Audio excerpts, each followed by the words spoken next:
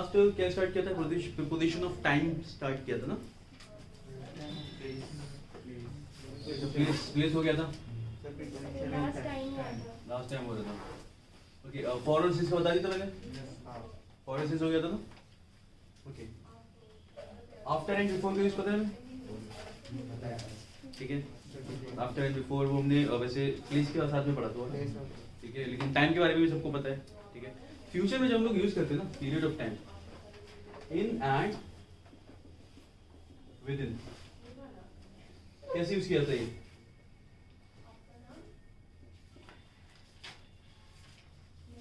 I will go there in a month, ठीक है। I will complete the work within a week। क्या difference है दोनों में, देखो इन जब हम लोग बात करते हैं ना फ्यूचर की, कुछ काम करेंगे, पहली चीज तो फ्यूचर में यूज होता है, ऑफ कोर्स लास्ट में नहीं, मतलब पास्ट में नहीं होगा, पास्ट में हम लोग आफ्टर यूज करते हैं। He completed the work after a month, he returned my book after a week, in a week नहीं, आफ्टर अ वीक। तो ध्यान रखना जब हम लोग इसे पीरियड ऑफ टाइम के लिए यूज करते हैं, मोस्टली पीरियड ऑफ टाइम के लिए होता है। देखो इन क्या दिखाता है, इन दिखाता है आफ्टर, और विद इन क्या दिखाता है, बिफोर। क्या मतलब इसका, अगर मैं बोलता हूँ वहां 1 घंटे में पहुंच जाऊंगा, I will be there within an hour, 1 घंटे में, मतलब 1 घंटे के अंदर, 1 घंटा खत्म होने से पहले। लेकिन मेरा मतलब है कि 1 घंटा लग सकता है, I will be there in an hour, 1 घंटे बाद पहुंचूंगा, ठीक है। ट्रेन 1 घंटे बाद आएगी, train will be here in an our, ठीक है। तो 1 घंटे बाद, जो आप ऐसे लिखो ना, I will go there in a month, यानी कि 1 महीने बाद जाऊंगा मैं। I will complete the work within the week, यानी 1 हफ्ता खत्म होने से पहले। इसलिए एक्चुअल में इसका मतलब आफ्टर बिफोर नहीं, लेकिन हाँ समझ में समझाने के लिए इस तरीके से किया है कि इनका मतलब आफ्टर अ वीक होगा, मतलब एक वीक खत्म होने के बाद, एंड विद इन मतलब उसी के अंदर। लेकिन इसे हम लोग यूज करते हैं जब यूज करते हैं कितना आगे फ्यूचर में यूज होता है जनरली, फ्यूचर में तो या इन वाला यूज। जैसे अगर आपको यही चीज बोलनी है कि रिटर्न माय बुक, ठीक है, इन और आफ्टर अ वीक, ठीक है। तो यहाँ पे इन गलत होगा, आफ्टर ठीक होगा, क्योंकि पास्ट में लिख रहे हैं, तो पास्ट में क्या आएगा, आफ्टर आएगा। जब हम इसी बात को फ्यूचर के लिए बोल रहे हैं, मैं जाऊंगा, मैं काम कर लूंगा, तब क्या आएगा, इन आएगा, आफ्टर के लिए, ठीक है। एंड बाकी तो नॉर्मल है, I will complete the work within a week. तो हाँ, तो पास्ट में जैसे बिफोर पॉइंट ऑफ टाइम के लिए यूज करते हैं, पास्ट में बताने के लिए। जैसे आई कंप्लीटेड द वर्क, या फिर I completed the work before Monday, I completed the work before Monday, वो सही रहेगा कि मैंने काम मंडे से पहले ही कंप्लीट कर लिया था। बेसिकली जो जहाँ यूज करते हैं वैसे ही यूज करते रहोगे, कोई प्रॉब्लम नहीं है। जो नई चीज है वो केवल इतना है कि फ्यूचर के लिए अगर आप वक्त के बाद वाली बात बता रहे हो, वहाँ पे ज्यादा प्रेफर करोगे आप इनको, और किसी अंतराल के दौरान कोई काम कर लोगे उसी के अंदर, उसके लिए यूज करोगे विद इन। ये है मतलब जो ध्यान रखने वाली चीज है। बाकी जैसे यूज करते हो आफ्टर बिफोर वैसे ही करते रहोगे, कुछ भी नहीं बदला है, इजी वर्ड से हमेशा यूज करें हमने, ठीक है। तो ये लिख सकते हो बस। उसके बाद आता है हमारा टिल और अनटिल। क्या डिफरेंस है? मतलब उस डेट तक, मतलब कोई डेट फिक्स कर दो, कोई डेट तक दे सकते हो। अनटिल मतलब उसके अंदर अंदर देना जरूरी है। टिल का तो होता है नेगेटिव सेंस आ रहा है ना, जब तक नहीं कर नहीं किया, अनलेस होता है, अनलेस। अच्छा हाँ, ये भी पूछना था मेरे को, अनलेस और अनटिल में क्या डिफरेंस है? अनटिल तो सर टाइम के लिए होता है, हाँ, अनलेस नहीं होता, अनलेस कंडीशन के लिए होता है, ठीक है। जब तक ऐसा नहीं होगा तब तक, और जब तक वो नहीं आएगा तब तक। एक एक्शन जब जहाँ पे उसका टाइम का ड्यूरेशन दे देंगे वो, और इसमें एक होता है, और तो ब्यूटीफुल तक में डिफरेंस होता है। ब्यूटीफुल में एक लगता है कि 2 लगते हैं छोटे क्लास में। हाँ, तो अनलेस क्या होता है, अनलेस कंडीशन दिखाता है, ठीक है। जब तक ऐसा नहीं करोगे तब तक ऐसा नहीं होगा। और अनटिल दिखाता है टाइम की लिमिट, जब तक वो नहीं आएगा तब तक मैं नहीं जाऊंगा। तो वो कंडीशन नहीं, वो टाइम पे डिपेंड कर रहा है, आना जाने वाली सारी चीज। और जब कंडीशन है ऐसी कि जब तक ये नहीं करोगे, जैसे you will not succeed unless you work hard. Time limit नहीं दी, टाइम लिमिट बिल्कुल भी नहीं है, बस ऐसा है कंडीशन है, जब तक मेहनत करना शुरू नहीं करोगे तब तक ऐसा नहीं होगा, ठीक है। I will not go until he comes, है ना। जब तक वो नहीं, अभी टाइम लिमिट आ गई यहाँ पे कि वो आएगा तब, क्योंकि ये चीज होने वाली है। लेकिन कंडीशन पे डिपेंड कर रहे हो कि सक्सेसफुल नहीं होगे जब तक मेहनत नहीं करोगे, तो you will not succeed unless you work hard. Condition जब दे रहे हो भाई ऐसा नहीं होगा वैसा नहीं होगा तो क्या होगा, अनलेस यूज किया जाता है, और टाइम लिमिट दे दी तब तक तो क्या आएगा, अनटिल आएगा। दिस डिफरेंस, अनटिल और अनटिल में कोई डिफरेंस नहीं होता, दे आर सेम, एक ही सेंटेंस में यूज कर सकते हो। ठीक है, कैसे यूज करेंगे सेंटेंस तो कुछ टिल और अनटिल के लिए, आई ऑलवेज को कुछ लिखता हूं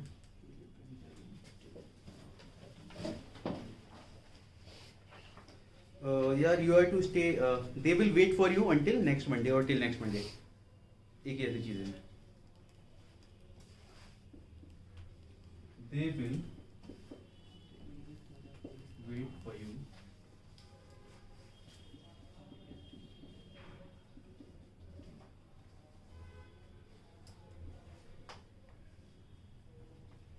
ठीक है, you can use either of them, दोनों से ही टिल और अंटिल दोनों लगा सकते हो।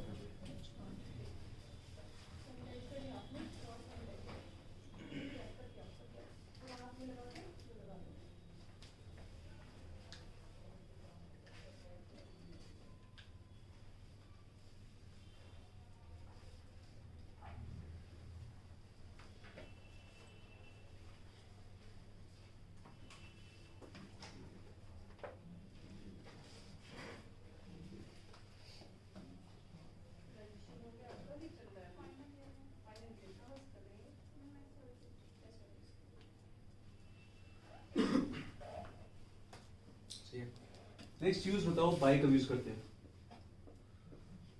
ये लिख लिया तुमने, बाय कब यूज करते हैं, I will be there by Monday. When I am saying I will be there by Monday, इसका मतलब मंडे तक या मंडे से पहले, बेसिकली मंडे से पहले, मंडे क्रॉस नहीं होगा उसमें, ऐसा होता है जब बाय बोलते हैं। I will be there by 5 PM, ठीक है।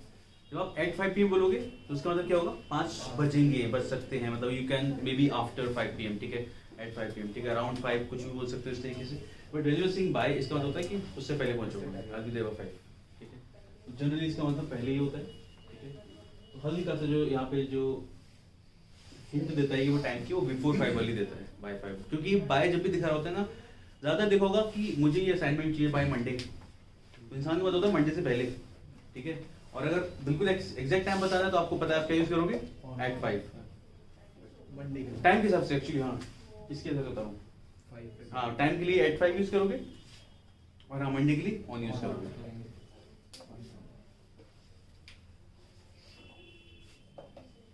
ड्यूरिंग सबको पता है, बिल्कुल इजी यूज है, कुछ भी नया नहीं है, जो यूज करते हैं वही है। जैसे he was eating during my class, okay, he was eating during my class, ठीक है ना। तो यानी उसके दौरान क्या चल रहा था, when one action is happening, तो उसी दौरान दूसरी चीज क्या हो रही है, तो आप यूज करते हो ड्यूरिंग। तो अगेन कुछ भी नया वर्ड नहीं है इसके अंदर, पुराना ही है। तो पीछे का कुछ आराम से बैठते हैं, अगर चाहिए हो तो अंदर पीछे भी आ सकते हैं, नहीं ऐसे इसलिए बिकॉज मेरे को थोड़ा आना पड़ता है। आगे बढ़े, इसकी जो एक्सरसाइज करेंगे वो एक्सरसाइज बिल्कुल रूल्स की तरह काम करेंगे, वो ऐसा नहीं होगा कि हम लोग जो हमने पढ़ लिया उसको यूज देख रहे हैं। कुछ क्वेश्चन होंगे जो यूज में हेल्प करेंगे, बाकी बहुत सारे वर्ड्स आते हैं जिसमें हम लोग देखेंगे कि क्या यूज किया जाना है वर्ड्स के साथ में। जैसे डिफरेंट के साथ क्या आता है, कई बार लिखा होगा कुछ भी, एक सेंटेंस अभी पढ़ा था मैं, his ideas are different than mine, yeah his ideas are different than his friends, ठीक है। तो different के साथ हम then लगाएंगे, क्या लगाएंगे, from, different के साथ क्या लगाते हैं, from लगाते हैं ना। ये तो हो गई ना फिक्स प्रपोजिशन, जिसमें देखो फिक्स, हाँ हाँ हाँ देखो फिक्स प्रपोजिशन का सीन ऐसा होता है कि हमें दिमाग अपना खुला और बहुत एक्सेप्टेंस वाला रखना चाहिए कि हाँ जो लिखा है वो you have to just accept, जो पढ़ लिया वो होगी, ठीक है भाई ऐसा है। मतलब यू कांट रेज क्वेश्चन कि ऐसा क्यों, बिकॉज कई बार हम सवाल उठाते हैं किस चीज़ को लेके कि हिंदी में हम ट्रांसलेट कर रहे हैं तब तो उसका मीनिंग ये निकल रहा है। बहुत बार ऐसी चीज़ों को लेके सवाल उठाते हैं हम लोग, लेकिन विद और ये हम कोशिश जरूर करते हैं इनको हिंदी में ट्रांसलेट करने की, लेकिन एक्चुअल ट्रांसलेशन हर एक वर्ड का पॉसिबल नहीं है। ये है कई बार बहुत सारे वर्ड्स जैसे हम लास्ट टाइम येट पढ़ देते ना, येट पढ़ा था हम लोगों ने एडवर्ब के टाइम पे, ठीक है। तो येट का यूज़ फिर भी वाले में भी होता है, अभी तक वाले में भी होता है सेंटेंस के अंदर। तो वही अब हम उसका एक्चुअल ट्रांसलेशन हर चीज़ का दो ऑल दो परहैप्स, ठीक है, तो एकदम नहीं निकाल सकते कि हिंदी में क्या था जगह से।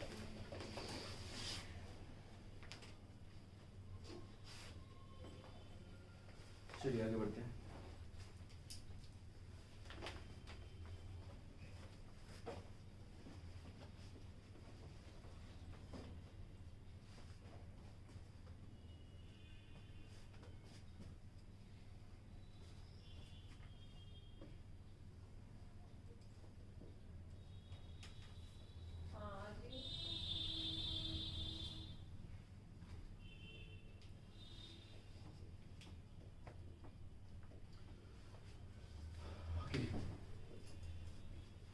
एक यूज सबको पता है इसका, प्रीपोजिशन के बाद हम लोग हमेशा ऑब्जेक्टिव केस लगाते हैं।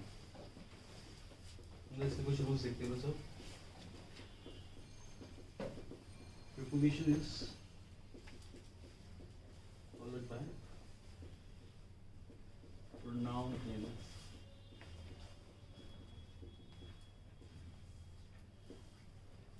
ठीक है, उसके बाद हमेशा ऑब्जेक्टिव केस लगता है, ठीक है। जैसे it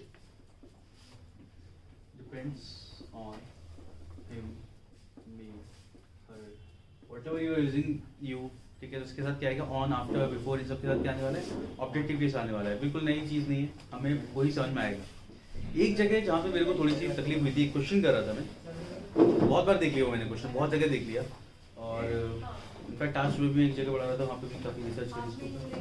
क्या था, आए नहीं, there is no question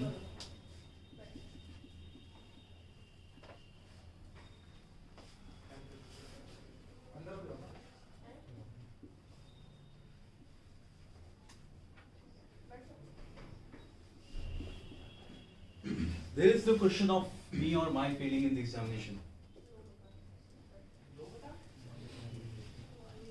ठीक है। अब काफी लोगों को समझ में नहीं आ रहा होगा कि इसमें कंफ्यूजन क्या है, ठीक है, क्या है, दोनों में से एक सिलेक्ट करो, बात खत्म। ऐसा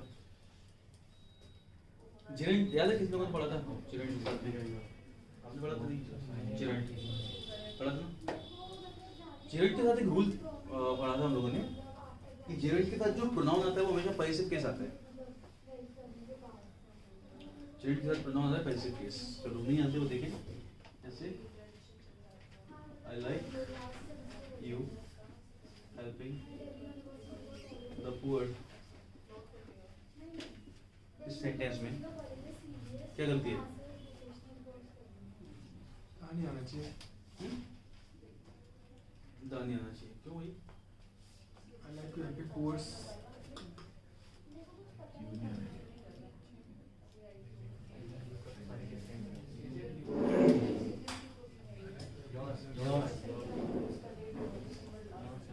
जाएगा योर्स नहीं योर, ठीक है।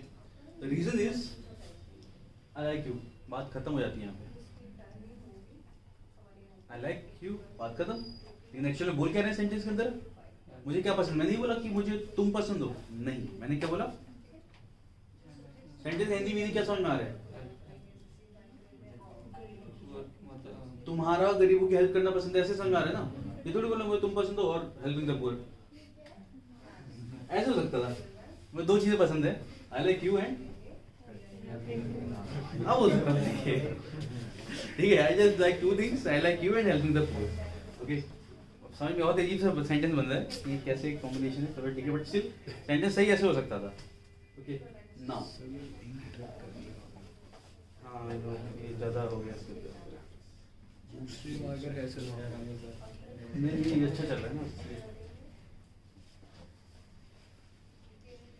ओके नाउ मुझे, लेकिन मैं नहीं बोलना है कि मुझे तुम्हारा हेल्प करना पसंद है, ठीक है। आई like your helping the poor.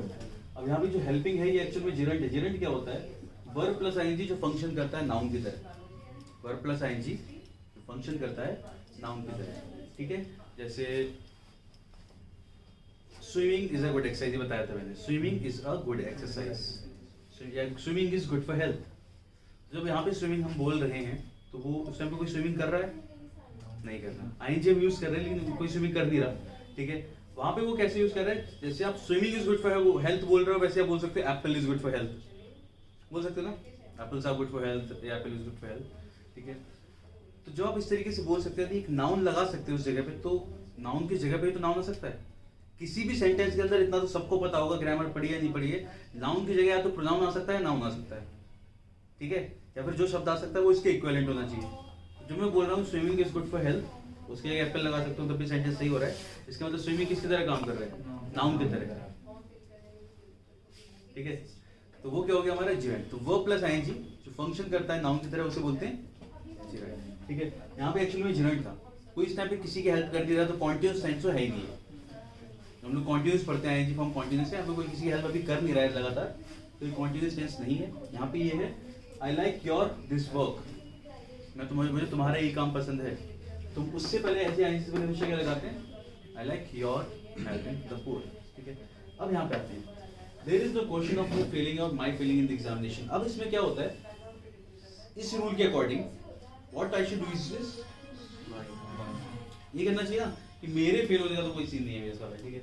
अभी इस रूल को फॉलो करके मैं इसमें माय लगा, जब मैंने सेंटेंस पढ़ा मेरे दिमाग सीधे इस पे गया माय।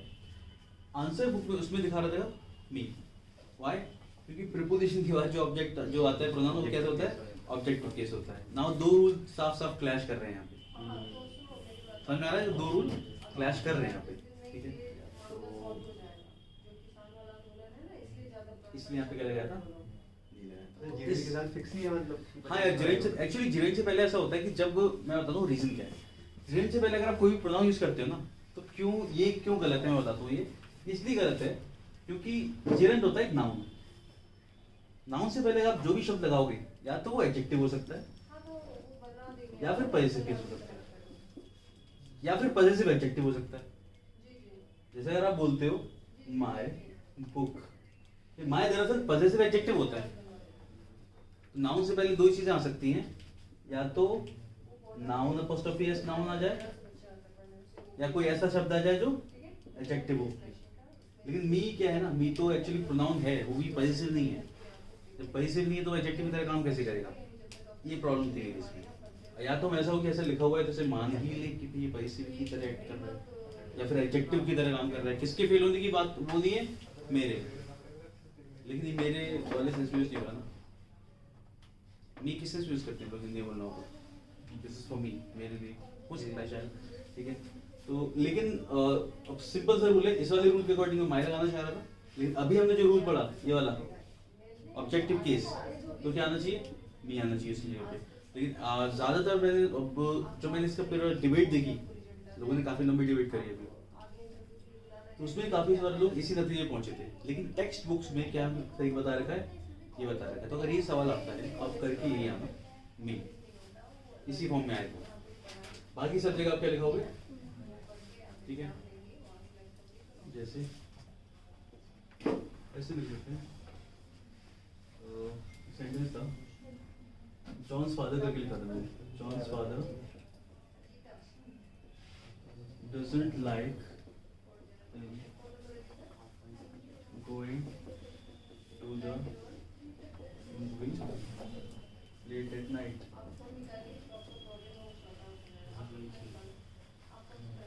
ठीक है, John's father doesn't like him going to the movie late at night.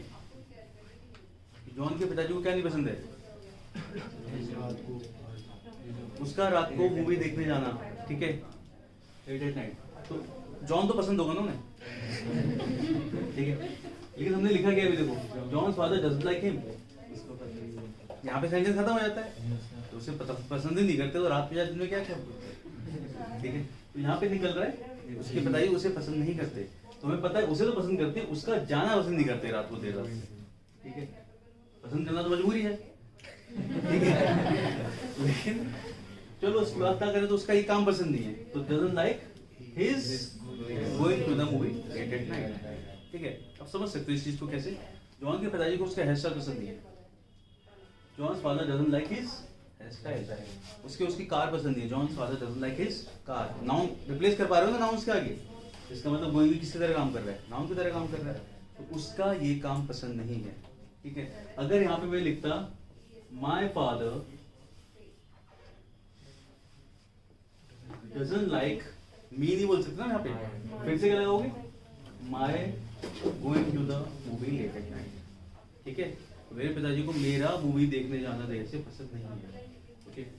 तो ये इसीलिए याद रखना है कि जब भी आपको सेंटेंस का मीनिंग ऐसा समझ में आ रहा हो कि उसे ये काम नहीं पसंद है, ऐसा वाला आईएनजी यूज कर रहे हो और कोई लगातार कोई काम नहीं कर रहा, कॉन्टिन्यूस टेंस नहीं चल रहा है, लेकिन हाँ उसका ये काम पसंद नहीं है, तो वहाँ पे क्या आएगा, पॉजिटिव केस आएगा, ठीक है ना।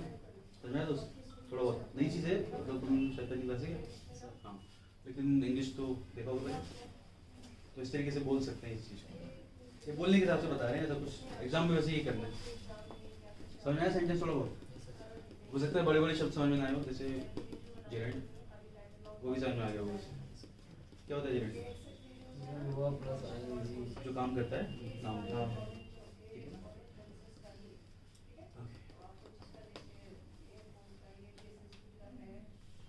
अच्छा ये चीज़ हो जरा, लेट एट नाइट हमेशा ऐसे बोला जाता है, रात बहुत हो गई, लेट एट नाइट, ठीक है। लेट नाइट नहीं बोलते कभी भी, late night, late night adjective की तरह यूज कर सकते हो, late night show, late night movie, late night train, जो भी कुछ है, लेकिन रात ऐसे बोलना कि अगर रात हो गई तो इट्स लेट एट नाइट, वहाँ जा रहे हो ऐसा,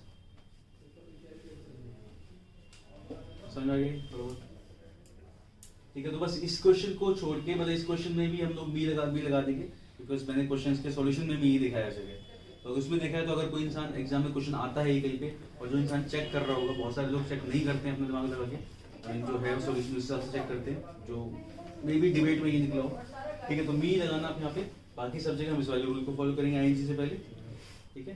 बाकी तो पता ही है, ऑब्जेक्टिव केस वाला कोई छुपी हुई चीज़ नहीं है, it depends on you, I will go after you, I will go after him, तो जो भी प्रपोजिशन आते हैं उनके साथ क्या आता है, ऑब्जेक्टिव केस आता है। मैंने ये रूल बताया था एक बार, जब हम लोग ऐसे बात करते हैं कुछ भी, जैसे यू एंड आई आएगा, you and I should go there, कुछ भी, you and I should go there, you and I should meet often, कुछ भी ऐसा बोल रहे हो, ठीक है। लेकिन अगर आप प्रीपोजिशन यूज करते हो, जैसे कि बिटवीन, तो क्या आएगा, यू एंड मी, इस तरीके से काम करता है सिस्टम, ठीक है। तो यानी कि प्रीपोजिशन के बाद आप हमेशा ऑब्जेक्टिव केस लगाओगे, यू का तो यू ही होता है, आई का बन गया मी, ये मतलब है, ठीक है। तो प्रीपोजिशन यूज होता है हमारे ज्यादातर ऑब्जेक्टिव केस के साथ, ऑब्जेक्टिव केस यूज होता है प्रीपोजिशन के साथ में, उल्टा बोला, ठीक है। आगे बढ़े, वैसे काफी रैंडम लिखा है, लेकिन कुछ लिखना चाहो तो लिख सकते हो।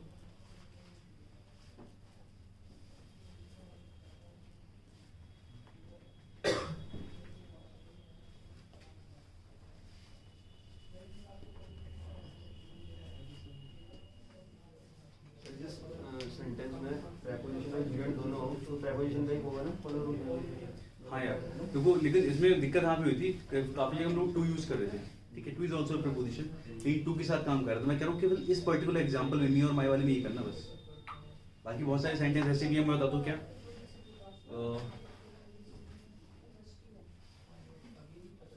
नहीं है एग्जाम्पल, शायद कम ही है, कर लेना ये जो कह रहा हूँ। इस वाले एग्जाम्पल को ध्यान रखना, इसके अलावा नहीं आता है, मैंने कहीं और कंफ्यूजन हुआ ही नहीं मेरे को भी था, ठीक है। मोस्टली वर्ब के बाद आ रहा था, वर्ब के बाद, क्योंकि जो आगे में लगा रहे होते हो क्या होता है, जब लोग वर्ब लिखते हैं ना आगे, जो जैसे अगर आपने यूज करा माय कार, ठीक है, तो ये पूरा एक तरीके से एक नाउन बन जाता है। इसको अगर हम टुकड़े करें इसके, तो ये नाउन और एडजेक्टिव है, वैसे माय प्रोनाउन है, माय प्रोनाउन है, लेकिन इसे कंबाइन करके देखें तो माय एडजेक्टिव की तरह काम कर रहा है माय, और कार तुम्हारा नाउन है, कंपाउंड नाउन जैसे काम कर सकता है, जैसे माय ब्रदर, इसमें ब्रदर, माय ब्रदर वैसे एक नाउन हुआ, और अगर हम उसको स्प्लिट करें तो ब्रदर एक नाउन है, माय हमारा प्रोनाउन है। सेंटेंस को अगर उसे कंपाउंड वर्ड की तरह देखें तो हमारा माय एडजेक्टिव है, कौन सा एडजेक्टिव, पॉजेसिव एडजेक्टिव, ठीक है माय। तो ये इसीलिए ज्यादातर बहुत कम एग्जांपल हैं इस तरीके के, अगर ऐसा होगा तो कर लेना, ये कोई दिक्कत नहीं, क्योंकि ज्यादातर ये वर्ब के साथ ही आता है। चलिए नेक्स्ट है सेंटेंस लिखता हूं मैं,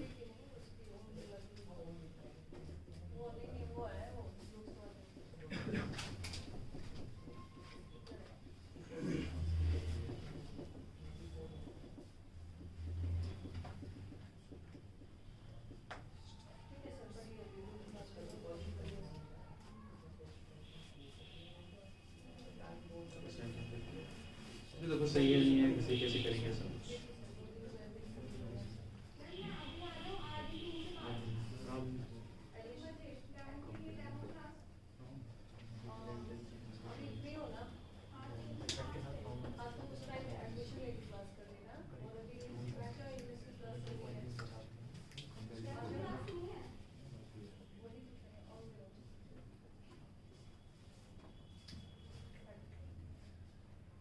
कोई सही आंसर बोल रहा था अभी।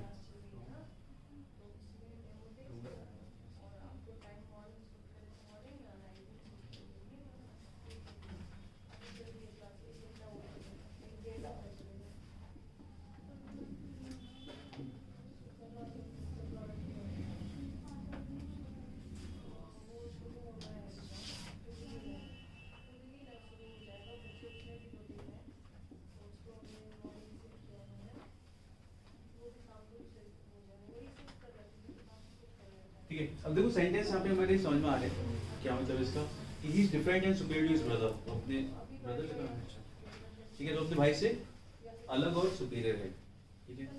And he was surprised as well as pleased with her performance, वो काफी सरप्राइज हुआ और प्लीज्ड हुआ, खुश हुआ उसकी परफॉर्मेंस से, ठीक है। अभी कोई बता रहा था कुछ डिफरेंट के साथ हम लोग क्या यूज करते हैं, फ्रॉम, है ना।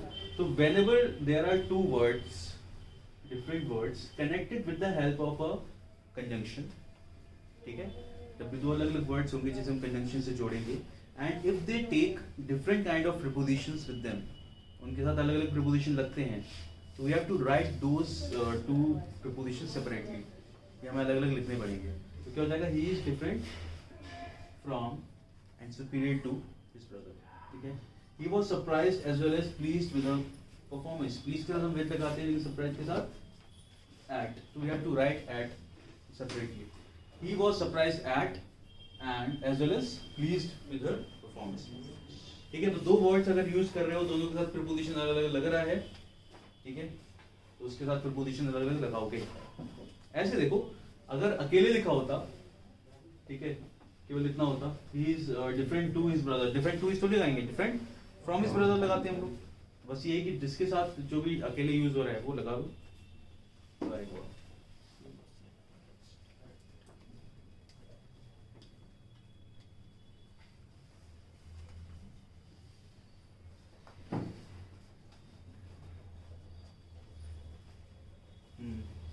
देखो सेंटेंस ऐसे सही,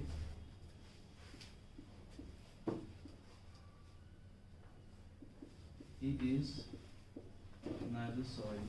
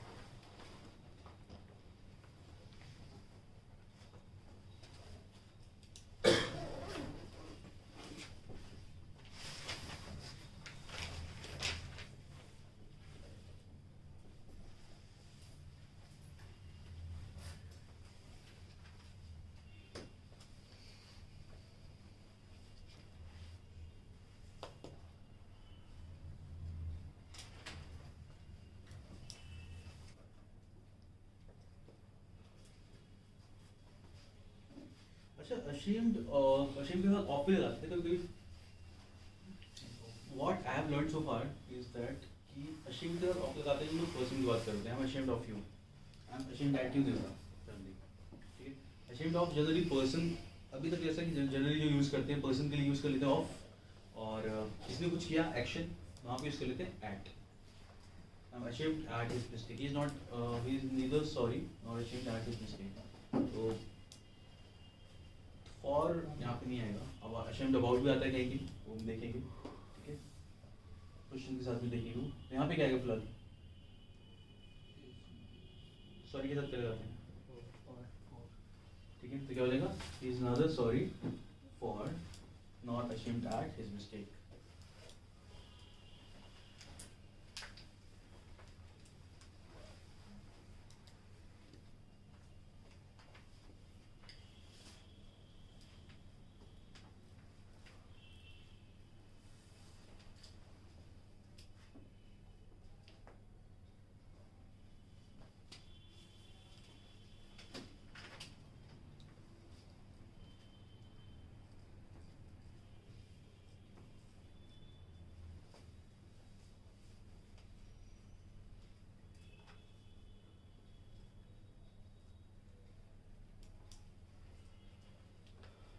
सेम आगे सुनिए।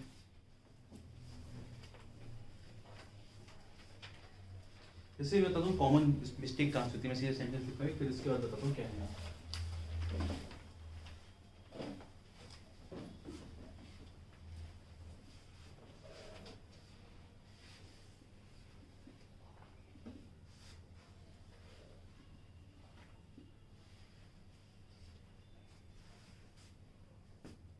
या फिर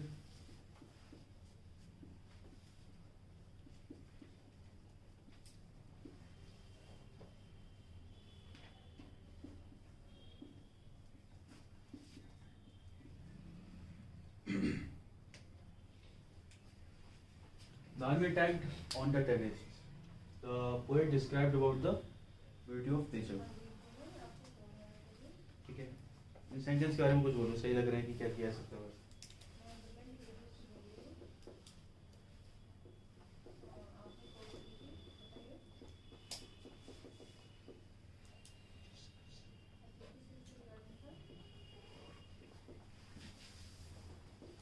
प्रेपोजिशन ऐसी होती है ना, मतलब कुछ वर्ड्स ऐसे होते हैं ना उसके अंदर प्रेपोजिशन नहीं आते। यस, वही है शायद ये डिस्कस डिस्कस वगैरह। बिल्कुल सही। रिजेंबल का मतलब क्या होता है? जोड़ना। नहीं, वो असेंबल होता है। अलग अलग डिस्क्राइब टाइप जैसा हिंट टाइप ऐसी कुछ क्या होता है? एक जैसा। तुम अपने भाई की तरह दिखते हो, यू रिजेंबल योर ब्रदर। ठीक है, वैसे अगर तुम्हें पता होता है इसका मीनिंग सही से तो तुम बोलते हो रिजेंबल टू योर ब्रदर। मतलब जो इंसान इसमें गलती कर रहा है, जैसे प्रीपोजिशन वाली गलती जो उसमें होती है वो ये वाली होती है, you resemble to your brother. Generally जो लोग बोलने में गलती करते हैं, तो मीनिंग नहीं पता तुम गलती नहीं करोगे, तो अभी सही तरीके से सीख रहे हो सीधे। ठीक है, you resemble your brother, you always say you resemble your brother. तो दीज आर द वर्ब्स, ये वो वर्ब्स हैं जिनके बाद में प्रीपोजिशन नहीं लगता, दे डिक्टेट डायरेक्ट ऑब्जेक्ट। ठीक है, ऐसे लिख सकते हो, words transitive words, transitive words की जगह वर्ब्स लिख दो। Verbs like these take direct object without any preposition.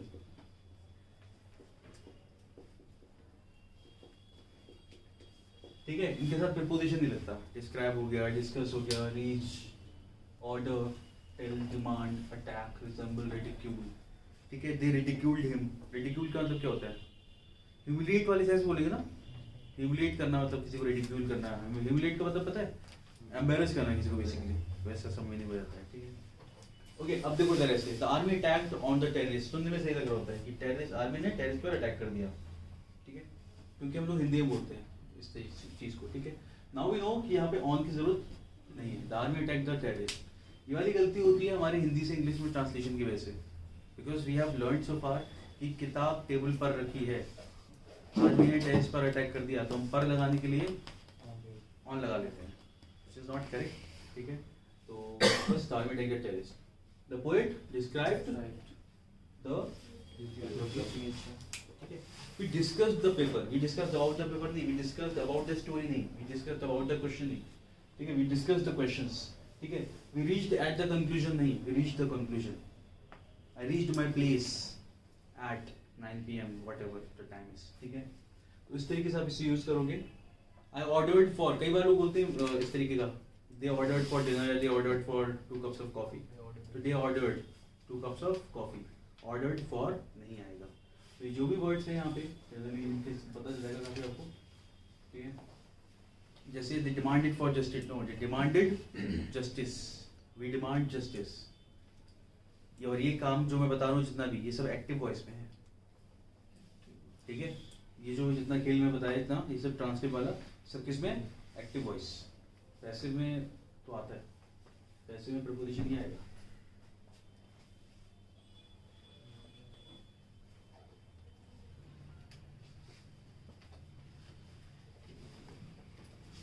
क्योंकि इसका पैसिव क्या बनेगा? भाई लग जाएगा ना तो The terrorists were attacked by the terrorists. ठीक है, तो उसमें तो खेल उल्टा हो गया, वही प्रपोजिशन भी आएगा बाय और वर्ब भी डायरेक्ट ऑब्जेक्ट ही लेगा, सब कुछ ऐसा। ठीक है, तो लेकिन हाँ, ये जितना भी एक्टिव वॉइस में काम करते हैं।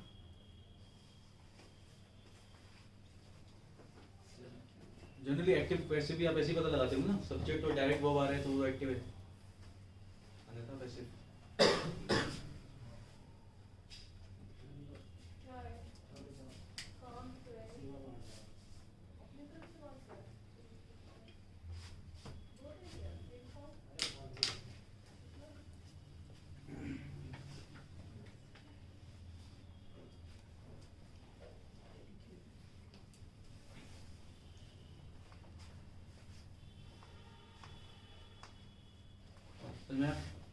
कोई डाउट इसमें?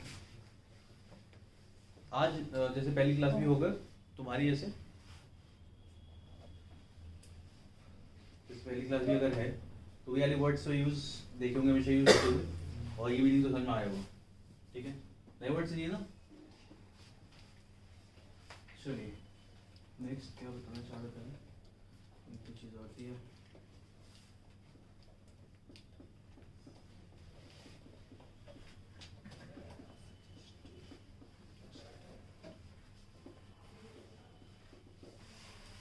ठीक है, और फॉरवर्ड बाय 2।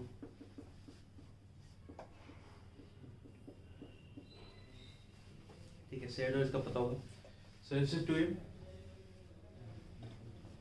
ठीक है, और प्रपोज टू। ठीक है, प्रपोज टू का मतलब क्या होगा? कोई ऑफर देना। ठीक है, he proposed to his friends about a new plan, about a new business, whatever. Or he proposed to his friends that they should go to the zoo. है ना? Idea दिया basically. They should start a new business or whatever. ठीक है, propose to ऐसे use किया जाएगा, suggested to same sense भी use हो सकता है। कभी से टू नहीं लगता said to भी सेम सेंस यूज होता है। अगला सवाल है कि दूसरा टू कब नहीं लगता? said के साथ तो हमेशा लगेगा। हाँ सही। मतलब अगर आप आगे ऑब्जेक्ट आ रहा है he said, अगर हम डायरेक्ट उसमें नहीं लिख रहे हैं he said, डायरेक्ट स्पीच में तो वही लगा देते हैं ना, इन्वर्टेड कॉमा लगा के बात बोल रहे हैं। ठीक है, लेकिन अपनी बात कर रहे हैं अगर हाँ, तो सजेस्टेड के साथ कब नहीं लगता?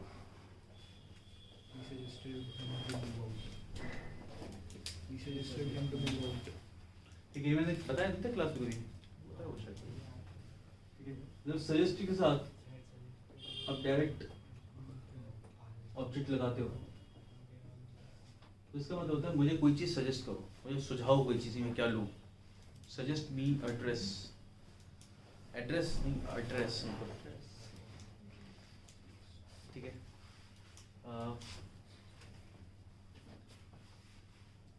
I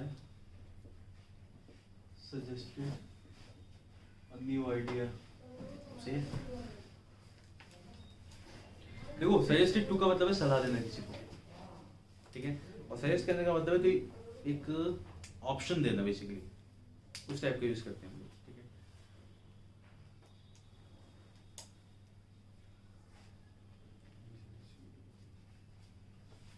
ओके, तो कैसे यूज करेंगे? जैसे I suggested a new dress to him. I suggested a new phone to him. I suggested to him that he should buy a new phone. Suggested to का मतलब होगा किसी को सलाह देना, और केवल suggested हम यूज करते हैं, इसका मतलब किसी को ऑप्शन ही दे रहे हैं, ये चीज ले लो, इस पर्सन को ले लो। उसने मुझसे पूछा कि उसे he wanted someone for this job, उसे कोई बंदा चाहिए इस काम के लिए, तो I suggested my friend, तो मैंने अपना फ्रेंड सजेस्ट किया कि ये बंदा सही है, ऐसा वाला, तब यूज करते हैं हम लोग विदाउट टू। ठीक है, ठीक है, फिर बाकी क्वेश्चंस करते हैं मेरे ख्याल से। ठीक है, क्वेश्चन से समझ आएगा क्योंकि बहुत सारी चीज़ें जो क्वेश्चंस में रूल्स निकल के आएंगे सामने, जो हम लोग बात कर रहे थे भी, स्टैटिक बेसिकली स्टैटिक प्रपोजिशन जैसे ही होगा वो।